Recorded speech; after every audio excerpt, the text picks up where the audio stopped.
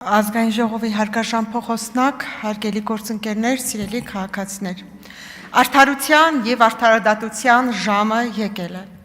Ցանկանում եմ անդրադառնալ հունիսի 24-ին ԿԸ շենքի դիմաց բողոքի ակցիա իրականացնող անձանց հայտարարություններին,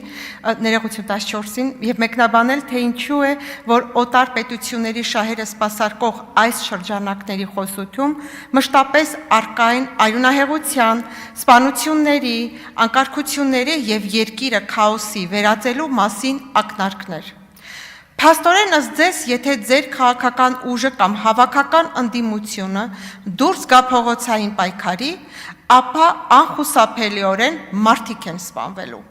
Սա տրամաբանական հիմք է տալիս ենթադրելու, որ հենց դուք եք նման սցենարներ պատկերացնում եւ պատրաստում երկրում քաոսային իրավիճակ ստեղծելու,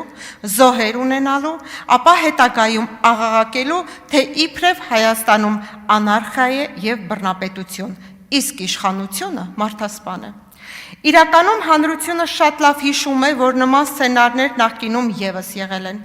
Հիշում ենք նաեւ, թե ինչպես նախկին բարձրաստիճան հոգեվորականներից մեկը պատրաստ էր զոհերի գնով ապակայունացնել իրավիճակը, իսկ մյուսը ռազմական հեղաշրջման գաղափարներ էր շրջանառում։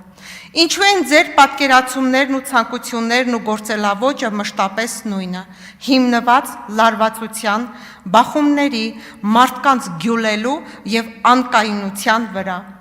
Ինչու եք շարունակաբար տարածում կեղծիքներ եւ մանիպուլյացիաներ, սկսած այն պնդումներից, թե Ծիծեռնակաբերդի հուշահամալիրի տեղում մզկիթ է կառուցվելու։ Սևանում հնարավոր չէ լինելու հանգստանալ, քանի որ այնտեղ ադրբեջանցիներ են լինելու։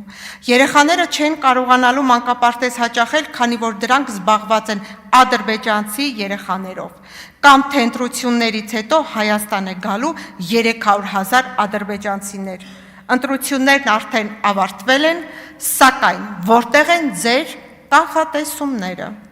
Դուք երբեք ազնիվ չեք եղել ժողովրդի հետ, իշխանության եք եկել ժեկի թղթով եւ այն պահել ընտրակեղծիքներով, բռնաճնշումներով եւ ուժի կիրառմամբ, մարդկանց մահերով։ Իշխանության տարիներին զբաղվել եք ընտրակաշառքով, իսկ այսօր, լինելով ընդդիմություն, շարունակում եք նույն գործելավոճը, ոչինչ չի փոխվել, նույն մեթոդներով փորձում եք վերադառնալ իշխանության։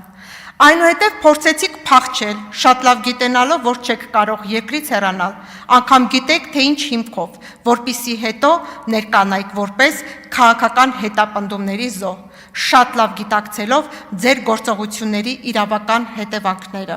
Սակայն այդ հնարքները այլևս չեն գործում, քանի որ Հայաստանի Հանրապետությունում գործում են պետական ինստիտուտները եւ օրենքը, պետք է գործի բոլորի նկատմամբ առանց բացառության։ Եվ հենց այդ պատճառով բոլոր նրանք, ովքեր գործել են Հայաստանի Հանրապետության եւ նրա պետականության եւ ժողովրդի շահերի դեմ, օրենքի առաջ պատասխան են տալու։ Արդարության եւ արդարադատության ժամը եկել է։